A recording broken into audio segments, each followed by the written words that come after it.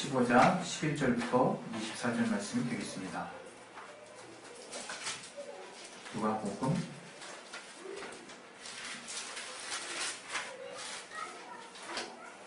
15장 11절부터 24절. 우리 교독을 같이 하도록 하겠습니다. 제가 먼저 읽고 여러분이 또 읽고 교차로. 또 가라사대 어떤 사람이 두 아들이 있는데 그 둘째가 아비에게 말하되 아버지와 재산 중에서 우리에게 돌아올 것을 내게 주소서 하시라. 아비가 그 살림을 각각 나눠 주었더니 그 후 며칠이 못되어 둘째 아들이 재물을 다 모아가지고 먼 나라에 가 거기서 허랑방탕하여 그 재산을 허비하더니 아버지야도 그 나라에 그의 인연이 없어가 비로소 궁핍한지라. 가서 그 나라 백성 중 하나에게 붙여 사니 그가 저를 들러보내어 돼지를 치게 하였는데 그가 돼지 먹는 추억 열매로 배를 채우고자 하되 주는 자가 없는지라. 이에 스스로 돌이켜 가로되 내 아버지에게는 양식이 풍족한 품꾼이 얼마나 많은고 나는 여기서 주려 죽는구나. 내가 일어나 아버지께로 가서 이르기를 아버지여 내가 하늘과 아버지께 죄를 얻었사오니 지금부터는 아버지의 아들이라 일컬음을 감당치 못하겠나이다. 나를 품꾼의 하나로 보소서 하리라 하고 이에 일어나서 아버지께로 돌아가니라. 아직도 상거가 먼데 아버지가 저를 보고 친히 여겨 달려가 목을 안고 입을 맞추니 아들이 가로되 아버지여 내가 하늘과 아버지께 죄를 얻었사오니 지금부터는 아버지의 아들이라 일컬음을 감당치 못하겠나이다 하나 아버지는 종들에게 이르되 제일 좋은 옷을 내어다가 입히고 손에 가락지를 끼우고 발에 신을 신기라. 그리고 살진 송아지를 끌어다가 잡으라. 우리가 먹고 즐기자. 이 내 아들은 죽었다가 다시 살아났으며 내가 잃었다가 다시 얻었노라 하니 저희가 즐거워하더라. 오늘 이 말씀 통해서 하나님이 우리에게 깨닫게 해주시는 그 말씀을 우리가 분명히 깨달아 알 수 있도록 하나님 도와주시고 역사해달라고 우리 시간에 예수여 한번 하시기도 하겠습니다. 예수여! 하나님 아버지 우리를 성령으로 충분하게 인도해 주시고 도와주시옵소서. 하나님 우리 가운데 함께하시고 하나님 우리 가운데 역사하시는 거룩한 역사가 우리 안에 예수님으로 도와주시옵소서. 주여 성령으로 충만하게 하시고 주여 성령으로 풀어주시고 아버지 역사해 주시고 인도해 주시옵소서. 하나님 우리 가운데 함께하시는 하나님 역사를 따라 우리가 주님 앞에 나아갈 수 있게 원하오니 아버지 성령 충만하게 하시고 아버지 붙들어 주시고 인도해 주시옵소서. 우리에게 믿음의 힘을 더하여 주시옵소서. 아버지 깨닫게 해주시고 인도해 주시옵소서. 아버지 주여 역사해 주신 인도해 주시옵소서. 예수 이름으로 기도했습니다. 아멘.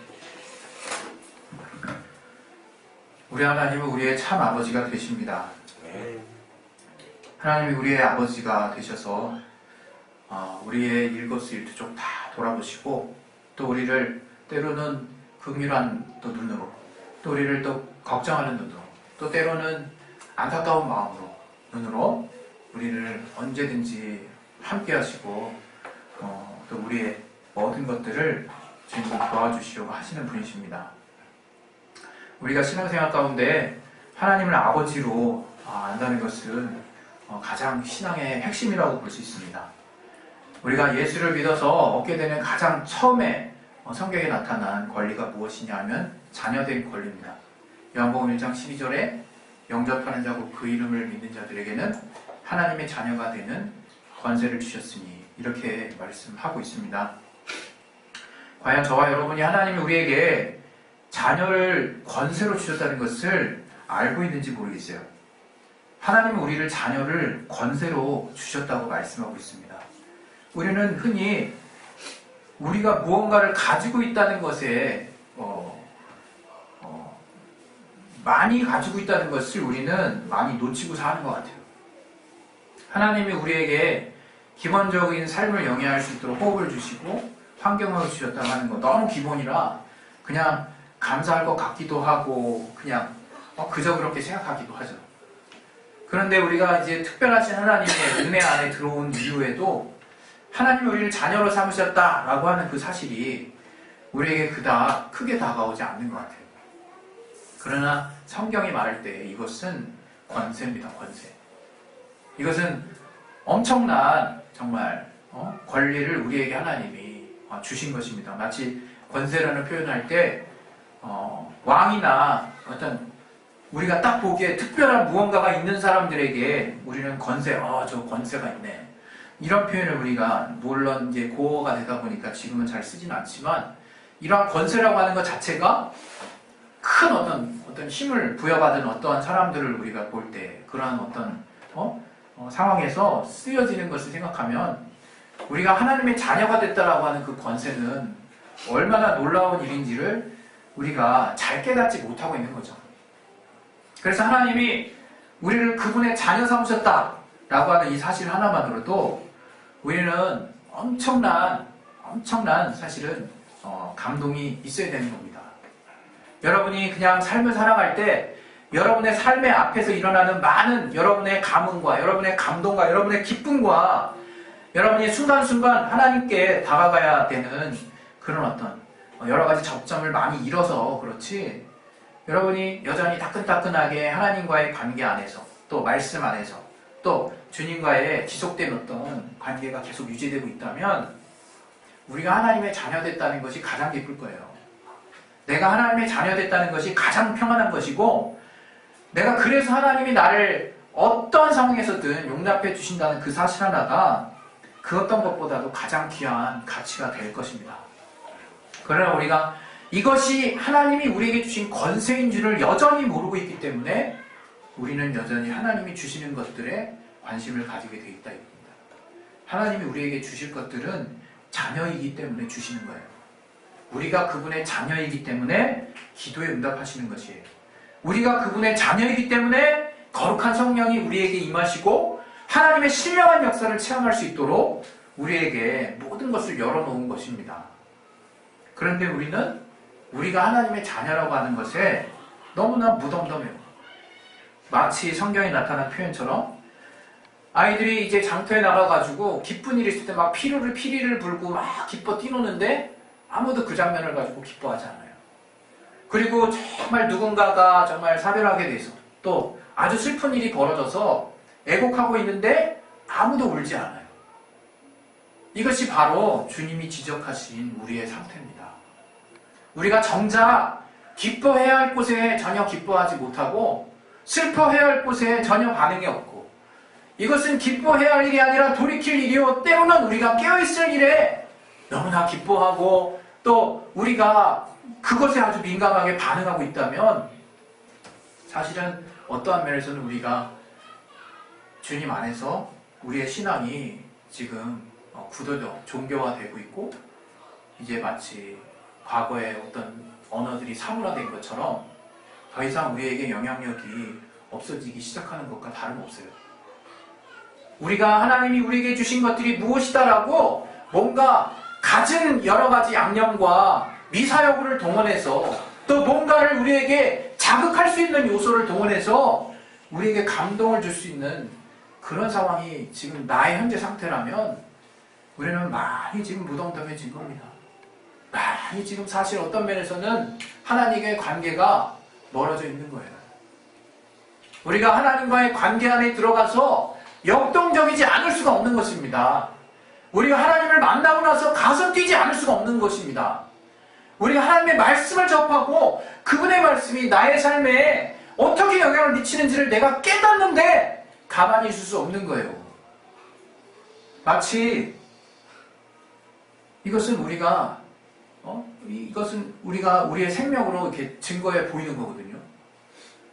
우리 집에도 어항이 있는데 이제 물고기를 꾸준히 매일매일 물을 갈아주면서 아주 그냥 정성스럽게 때때마다 먹이를 주고 잘 키워놨더니 얼마나 얘네들이 활동력이 넘치는지 몰라요.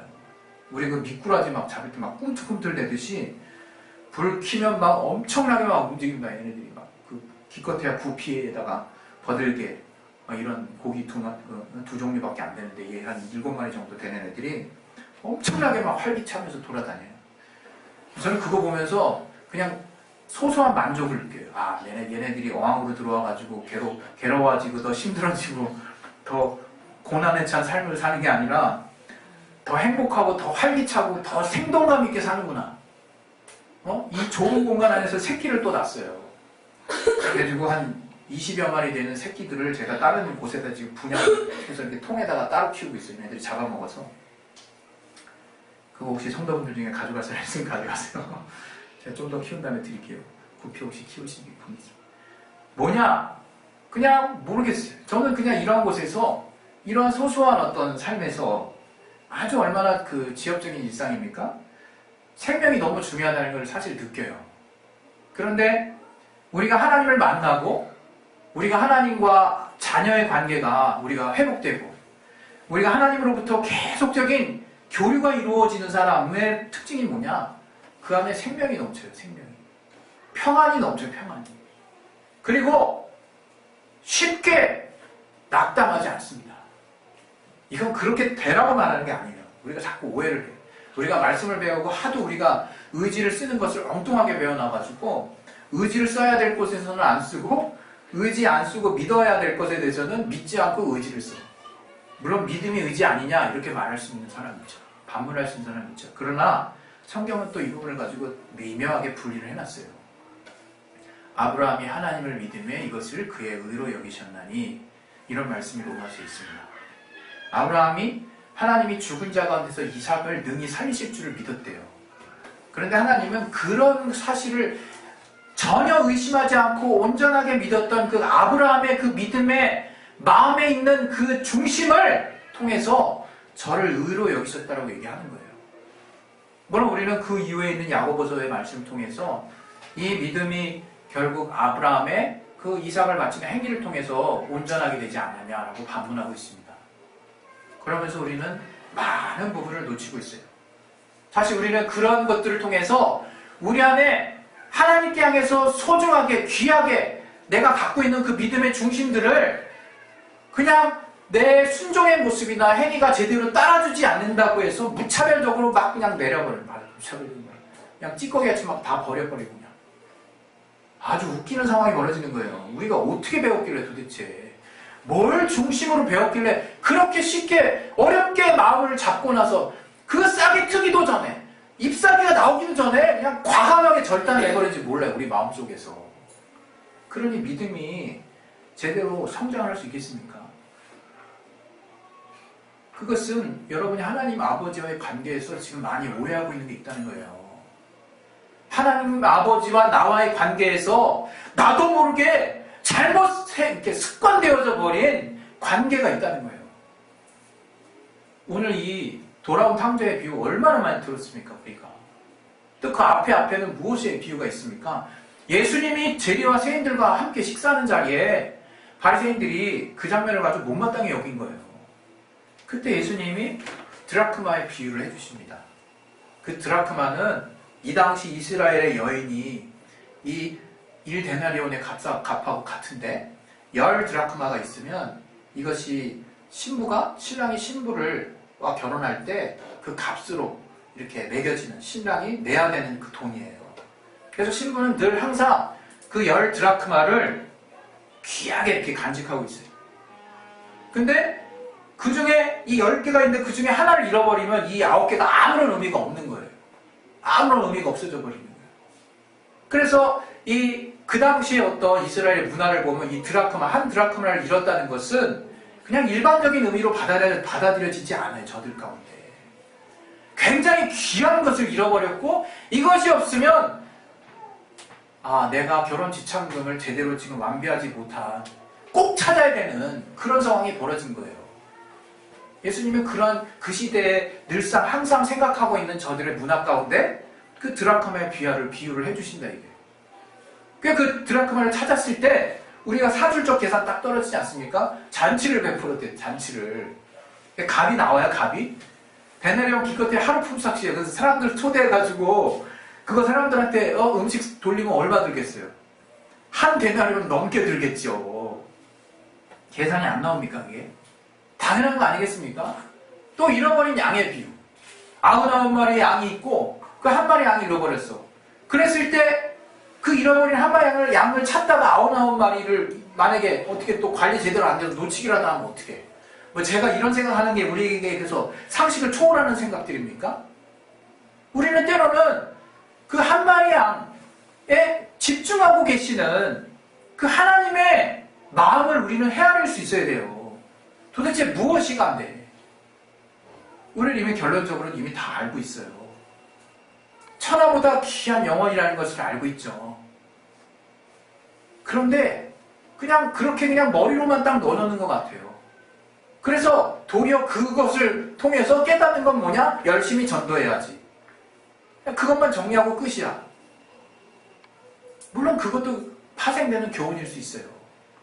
우리가 정말 그 잃어버린 양을 향해서 쫓아가는 그 주님의 마음을 따라서 우리도 그런 우리 주변에 아직 주님을 모르고 정말 이 돌아온 탕자와 같은 자들을 찾는 그 우리의 그 고귀한 마음, 하나님 앞에서의 구별된 마음이 너무 중요하죠. 그러나 그러기 이전에 이제 주님께서 마지막 세 번째 비유를 또 들어주십니다. 아주 상세하게. 첫째 아들과 둘째 아들이 있어요. 둘째 아들은 정말 누가 봐도 참 싹 수 없죠. 싸가지가 없어. 그 둘째 아들은 아버지가 아직 살아계시는데 나에게 돌아온 분깃을 달라고 막 졸라요. 아버지가 할 수 없어서 자식에게 자신의 재산을 나눠줍니다. 자식에게 돌아갈 것을 살아계시는 동안에 미리 줘요. 저는 요즘에 좀 고민이 많아요. 우리 자녀들에게 만약 내게 상속할 유산이 있다면 그것을 언제 나눠주는 것이 자식들에게 좋은 것일까? 물론 저 또한 정말 빌어서 사는 어떤 그런 삶을 살고 있지만 그런 부분에 고민이 많아요. 다시 돌아가서 그 아버지가 그래서 둘째 아들을 딱 줬는데 둘째 아들은 어떻게 됐습니까? 오늘 같이 나눴던 보물처럼 그냥 멀리 타국에 가서 자기 마음대로 허랑방탕하게 다 쓰고 다 써버린 거예요, 그냥. 근데 그때 그렇게 쓰고 있을 때 그 아버지는 어떻게 하고 있습니까? 아버지는 여기서 잠깐 나와 있지만 늘 하루에 한 번 이상씩 아들이 갔던 타국을 향해서 먼 그 타국을 향해서 한 번 쑥 쳐다보는 일이 아버지의 일이 됐어요. 네? 아들이 언제 돌아오려나 늘 항상 아들이 타국으로 떠난 그곳을 향해서 아버지가 그것을 바라보고 항상 하루에 주기적으로 그것을 보는 것이 아버지의 지금 일이 됐을 거예요. 그 아들이 이제 허랑방탕하게 쓰고 이제 자기가 먹을 것도 없어가지고 남의 종된 신세로서 돼지 주염 열매를 치는 그곳에 가가지고 돼지들이 먹는 열매를 가지고 연명하려고 생각하니까 너무 처량한 거예요. 비로소 이제 깨닫는 거지. 내가 정말 큰 잘못했구나.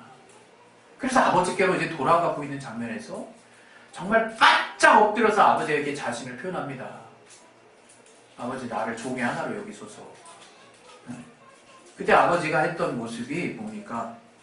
우리가 그렇게 정말 늘 항상 이 아버지의 비유를 통해서 항상 우리가 표현하듯이 아버지는 20절에 보면 이에 일어나서 아버지께로 돌아갑니다. 아직 상고가 먼데 아버지가 저를 보고 측은히 여겨. 거리가 먼데 아버지가 저를 어떻게 보겠습니까? 늘 기다리지 않으면 이렇게 될 수가 없는 거죠. 저를 보고 측은히 여겨서 달려가 목을 안고 입을 맞추고 그 다음에 우리 또 22절에 보면 제일 좋은 옷을 내어 입히고 손가락질을 끼우고 발에 실을 신기고 살진 송아씨를 잡고 먹고 잔치를 열었다 이거예요. 오늘 첫째 아들 이야기는 안 할 것입니다. 우리가 신앙생활 할 때 엄청나게 많은 실수할 수 있어요. 하나님 앞에 잘하려고 하는 마음 정말 좋습니다. 그러나 그것보다 더 중요한 게 있어요. 중요한 게. 우리는 늘 실수할 수 있다는 걸 먼저 여러분이 인정을 하셔야 돼요. 우리는 언제든지 실수할 수 있어요.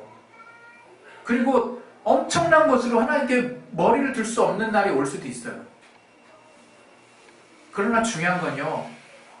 하나님이 우리의 아버지가 되신다는 거예요. 하나님이 우리를 늘 긍휼한 눈으로 안타까운 마음으로 항상 어느 때든지 우리를 향해서 정말 그 사랑의 눈으로 우리를 기다리고 계신다는 거예요. 여러분이 그 사실을 제대로 알고 있어야 우리의 신앙이 잘못 가지 않습니다. 여러분, 우리는 때로는 하나님 앞에 무언가를 막 보여드리고 열심히 뭔가를 정말 표현하고 나타내려고 하는 열심을 낼 때가 있어요. 그것이 정말 하나님 앞에 믿음으로 말미암은 발로라면 최선을 다하세요.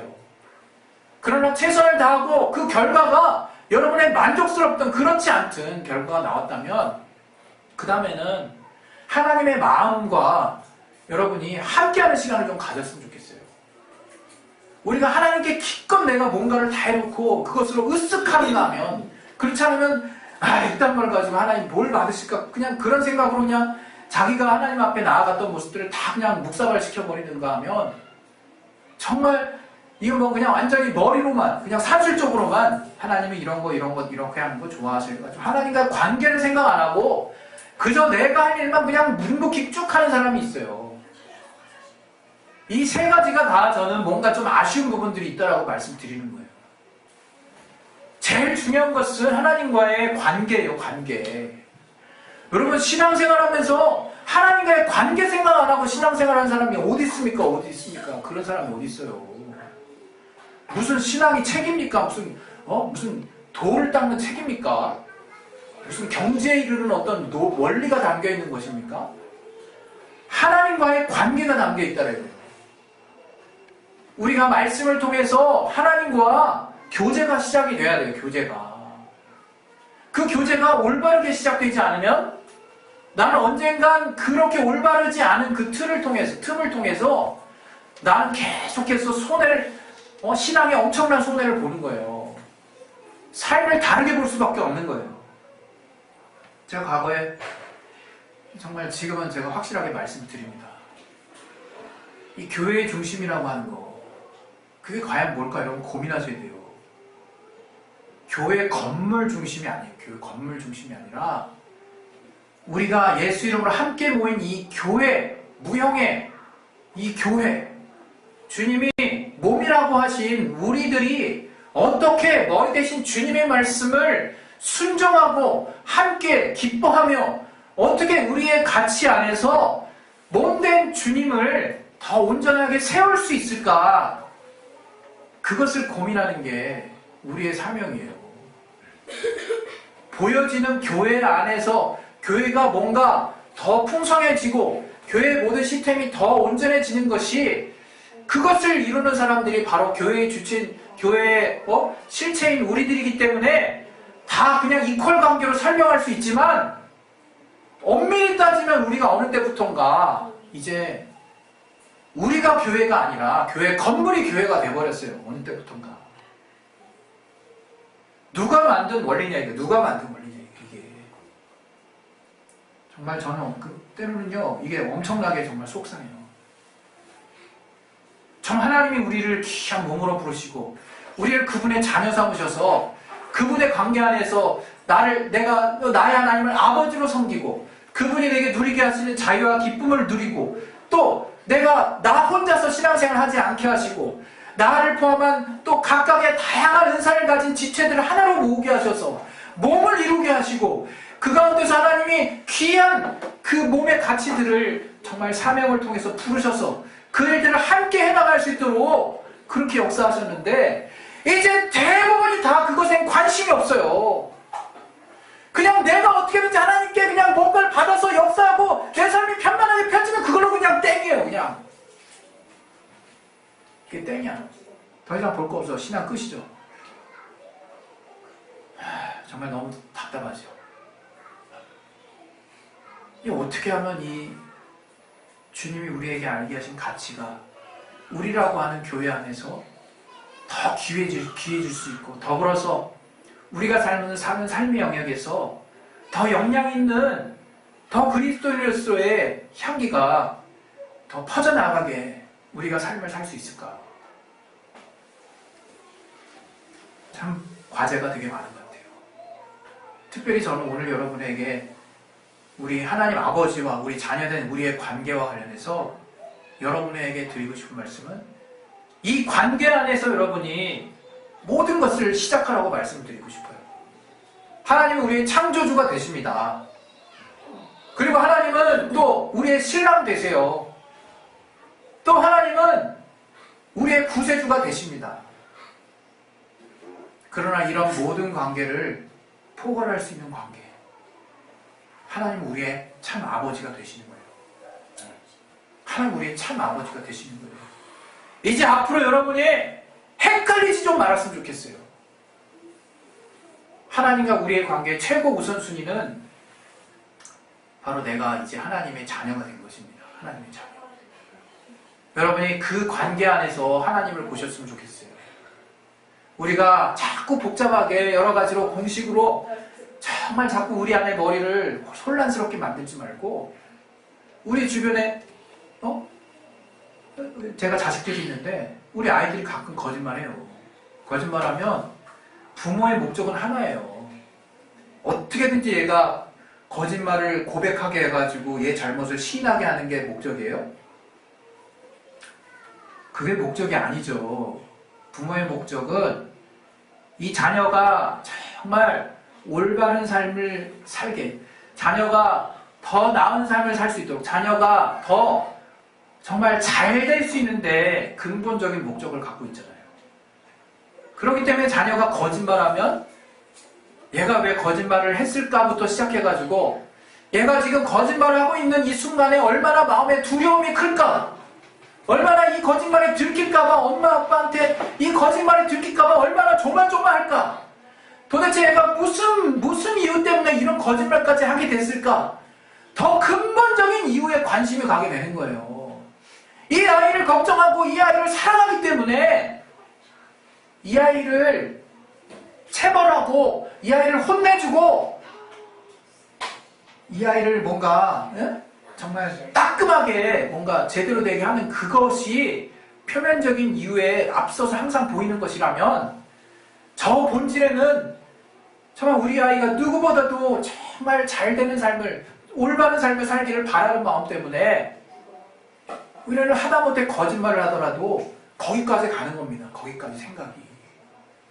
이 아이가 정말 왜 이런 거짓말을 하게 됐을까까지 생각하게 되는 거예요. 이것이 얘가 이것으로 인해서 뭔가 나중에 잘못되지 않을까 하는 여러 가지 생각들을 하게 되는 거예요. 바로 그게 아버지의 마음이라는 거예요. 아버지의 마음. 우리의 부모님의 마음과 같이 자식이 엄청나게 잘못하고 돌아왔을 때 그 자식을 향해서 얘가 멀리 타향에 가서 어디 다친 데는 없나, 이렇게 돌아왔을 때 도대체 무슨 말을 해야 될 것인가까지 고민하고 있는 자가 부모예요. 부모의 사랑은 일방에서 시작됐어요. 일방적으로 시작됐어요. 하나님이 가르쳐 주셔서. 우리 하나님이 우리를 향한 사랑도 그렇게 시작됐다 이거예요. 우리가 죄인 되었을 때 이미 하나님이 우리를 사랑하신 사랑으로 시작된 거라 이거예요. 저는 이 돌아온 탕자의 비유를 통해서 저와 여러분이 이제 정말 어느 때든지 하나님께 돌아갈 수 있는 자가 되셨으면 좋겠어요. 어느 때든지. 여러분, 이것이 동력이 되지 않으면 다른 거 아무것도 못합니다. 정말 내가 하나님 앞에 얼마나 큰 실수들을 많이 하고 다닌지를 먼저 깨달으시고, 그런 많은 실수들 가운데서도 언제든지 나를 받아주시는 분이 또 우리의 참 아버지 되시는 하나님이라는 것을 내가 정확하게 알고 있지 못하다면, 내가 확실하게 믿고 있지 못하다면 거기서 생기는 빈틈들이 지금 나의 신앙생활의 결과물 들인 거예요. 그런 것들에게서 나오는 여러 가지 빈틈들이 지금 나를 어렵게 하는 신앙의 장애물들인 거예요. 여러분이 그 사실을 분명하게 직시하시기 바랍니다. 이 기본적인 관계를 절대 초월하지 않아요. 하나님이 우리 안에 이제는 어떤 관계를 통해서든 예수의 피를 보고자 하십니다. 그 말은 우리가 이 믿음으로 그 예수의 피의 공로를 힘입은 자라면 어떤 상황에서든 이제 우리는 거룩한 자가 되는 것이고, 어떤 상황에서든 우리는 하나님의 자녀의 신분 안에서 기본적으로 시작되는 거예요. 그러면 우리가 그분의 자녀야. 그러면 하나님이 우리의 참 아버지시오. 그럼 하나님은 어떤 마음으로 우리를 보시느냐? 바로 정말 그 기쁨이 정말 멀리 타향에 갔다, 한참 자기 잘못으로 정말 자기가 자기 마음대로 하고 돌아온 그 탕자가 돌아왔을 때 그를 맞이하는 그 아버지의 심정과 같이 늘 우리를 돌아보신다고요. 늘. 저는 저와 여러분이 정말 하나님이 과연 우리를 어떻게 보시는지에 대해서 이제는 여러분이 도장을 딱 찍었으면 좋겠어요. 이제 종착점에 도장을 꽉 찍었으면 좋겠어요. 더 이상 흔들리지 말고 하나님이 무엇이라고 말씀하셔도 또 내 삶에 내가 어떤 실수를 저지른다 할지라도 하나님이 나의 아버지가 되신다고 하는 거. 그래서 언제든지 나를 긍휼의 눈으로 용서해 주시려고 하신다는 거. 그뿐만이 아니라 나에게 최고의 대접을 해주시려고 하신다는 분인 것을 이제 더 이상 다른 말로, 다른 논리로, 성경에 나타난 다른 것들로 인해서 우선순위가 뒤바뀌지 않기를 간절히 여러분에게 부탁드립니다. 거기서 흔들리지 마세요. 그거 흔들린다고 내가 막 양심이 막 그냥 화인 맞는 것도 아니고, 그거 흔들린다고 나의 의지가 막 그냥 썩어내려가지도 않아요. 제대로 내가 못 들어가서 그러지. 제대로 하나님이 나의 아버지 되심을 내가 제대로 알고 있지 못해서 타락하고, 제대로 알고 있지 못해서 내 노력으로 끝까지 가려고 하고, 제대로 알고 있지 못해서 남과 비교하게 되는 거예요. 하나님이 나의 아버지 되심은 나를 꽉 채우는 놀라운 권세입니다. 나를 가득 채워주시는 하나님이 우리에게 주신 최고의 복이에요. 여러분, 그 안에 거하세요. 그 안에 거하시고 그 눈으로 주변을 보세요. 내가 하나님의 자녀라고 하는 그 눈으로 주변 한번 보세요. 다시금 여러분이 잘못돼 버린 가치들, 내가 하나님을 보는 잘못된 눈들을 다 내려놓으세요. 하나님이 나의 아버지 되심을 내 안에 정중앙에다 놓고 주변을 다시 한번 보세요. 그러면 재정립될 거 많습니다. 그 시간에 기도하실 텐데요. 기도하실 때 하나님 절대 우리에게 떡 달라는 우리에게 뱀 주지 않아요. 여러분 이제 그만 오해하세요. 그만. 여러분 잘못했다고 해서 그거 막 징계를 또 이렇게 생각하시는 분이 있어요. 이 징계, 징계. 내가 마땅히 잘못했지 하면서 나는 이렇게 당해도 싸. 나 같은 사람은 당해도 싸. 묘하죠? 표현이 묘해요. 하나님을 아버지 알고 있어. 하나님의 또 회개를 촉구했을 때 내가 충분하게 회개하고 있어. 그러나 거기서 한 가지가 아쉽네요. 한 가지가 아쉬워요. 자녀로서 하나님 앞에 용서를 구하는 것이 아니라 자기를 또 자기 존재를 부인하고 있어요. 자기 존재를 또 완전히 묵삭을 내고 있어요. 제발 그러지 좀 마십시오. 우리 시간 기도하실 때 하나님이 우리에게 정말 그 자녀로 우리를 부르셨을 때는 아들의 피를 다 쏟으셔서 우리를 자신을 내어놓으시기까지 엄청난 과정을 통해서 우리에게 허락하신 권세입니다. 정말 하나님이 우리의 아버지가 되심을 내 평생에 성령의 충만한 가운데 깊이 체험할 수 있도록 하나님 도와주시고, 내가 이것으로만 살더라도 문제가 없다는 것을 항상 깨닫고 알 수 있게 도와달라고. 특별히 나는 수많은 잘못 가운데 하나님께 나아가는 존재라는 것을 인정하게 도와주시고, 그 중에 단 하나 몇 가지를 통해서 하나님이 기뻐하시는 분임을, 그런 실상을 내가 먼저 인정하게 도와주옵소서. 이것을 통해서 하나님이 먼저 날 사랑하시고 또 언제든지 내가 돌아오기만을 기대하시는, 고대하시는 분임을 내가 알게 하셔서 둘째 아들이 돌아왔을 때 하나님이 기뻐하셨던 그 아버지가 기뻐하셨던 그 모습이 바로 우리가 믿는 그 하나님, 우리의 아버지가 되심을 확실하게 믿고 주님 앞에 오해하지 않는 신앙생활을 할 수 있도록 도와달라고 우리 시간에 예수여 한번 하시기도 하겠습니다. 예수여!